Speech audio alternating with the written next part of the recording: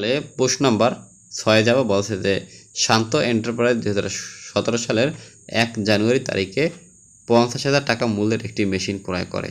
মেশিনটির বহন খরচ 10,000 টাকা এবং সংস্থাপন ব্যয় বাবদ 30,000 টাকা একই তারিখে নির্বাহ করা হয়েছে। মেশিনটির আনুমানিক আয়ুষ্কাল 10 বছর এবং ভগ্নাবশেষ মূল্য 50,000 টাকা। প্রতি বছর 31 ডিসেম্বর তারিখে হিসাব বন্ধ করা হয়। স্থির কিস্তি পদ্ধতিতে অবস্থায় ধার্য করার সিদ্ধান্ত গৃহীত হয়।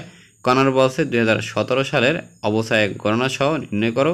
খ প্রশ্ন বলছে যে প্রয়োজনীয় জাবেদা দেখিয়ে দাও 2017 সাল, যেহেতু 17 সাল আমরা করতে আছি সম্পূর্ণ 1 বছরের জাবেদাটা দিতে হবে। এবার বলছে যে প্রথম 2 বছরের জন্য মেশিন হিসাব অবস্থায় সঞ্চিত হিসাব প্রস্তুত করো।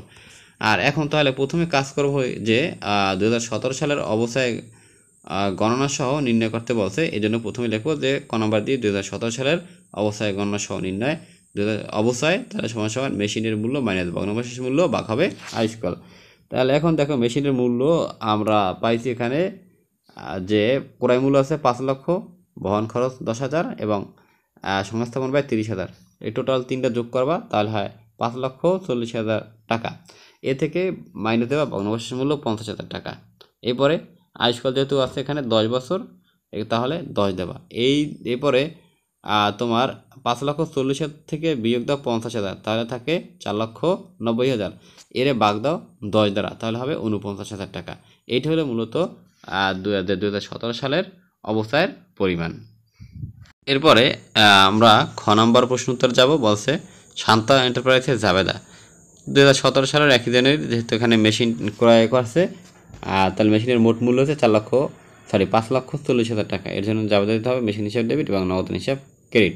আর ব্যাখ্যা দেওয়া মেশিন ক্রয়, বহন খরচ এবং সংস্থাপন ব্যয় নির্বাহ করা হয়েছে। এরপরে অবস্থার জন্য আমাদের আবার জাবেদা দিতে হয় দুইটা, সেটা জানি।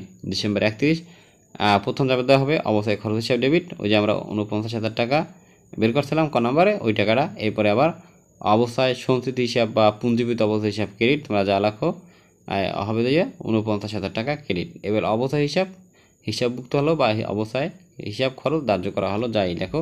এটা আবার বন্ধ করার জন্য জাবেদা দেবা আয় সারাংশ হিসাব ডেবিট এবং অবস্থায় খরচ হিসাব ক্রেডিট। ঠিক আছে, এখানে এক্ষেত্রেও কিন্তু টাকা হবে 49,000 টাকা উভয় পক্ষে। মোট টাকাটা যোগ করার দরকার নাই।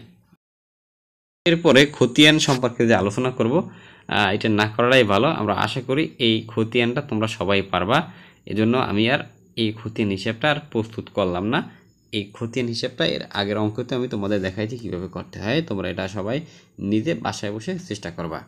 সবাই সুস্থ থাকো, ভালো থাকো, আল্লাহ হাফেজ।